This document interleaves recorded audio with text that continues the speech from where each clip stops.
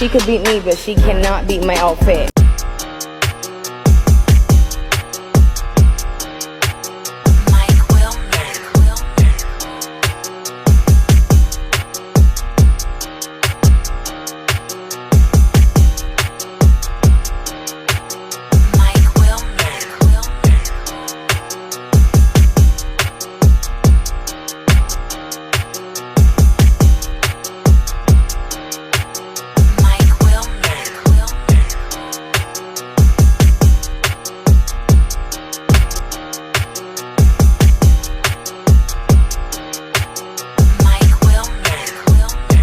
Nâng chiều cam rau mà ham vì xe vì sản thay lên đại cờ su qua đầm miền bán từ tuôn ca này nhang đọc phục vụ khi xâm đánh của bò thập đầy hơn mà này để giúp rau tây này về đi trên cạn Campuchia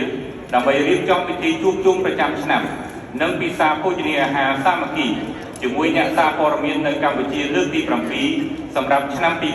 2025ដែលមានអ្នកចូលរួមសរុបជាង 5,000 នាក់រួមមានសមាជិកសមាជិកាប្រសិទ្ធិរដ្ឋសភានិងរាជរដ្ឋាភិបាលអ្នកនាំពាក្យក្រសួងស្ថាប័នអភិបាលនៃគណៈអភិបាលរាជធានីខេត្តថ្នាក់ដឹកនាំនិងមន្ត្រីរាជការក្រសួងព័ត៌មានប្រធានមន្ត្រីរាជធានីមន្ត្រីព័ត៌មានរាជធានីខេត្តនិងក្រុមការងារព័ត៌មាននិងសាធារណមតិអ្នកសារព័ត៌មាន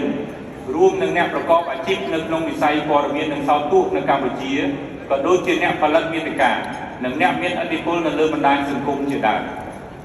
ជំនួបមហាគ្រួសារអ្នកសារព័ត៌មាននេះបានឆ្លុះបញ្ចាំងឲ្យឃើញយ៉ាងប្រឆាំងនៅការយកចិត្តទុកដាក់ខ្ពស់និងការគិតគូរពីសុខទុក្ខអ្នកសារព័ត៌មានអាជីពនិងអ្នកប្រកបអាជីពនៅក្នុងវិស័យសារព័ត៌មាននិងសោតទូកទាំងអស់របស់សម្ដេចបវរធិបតីហ៊ុនម៉ាណែត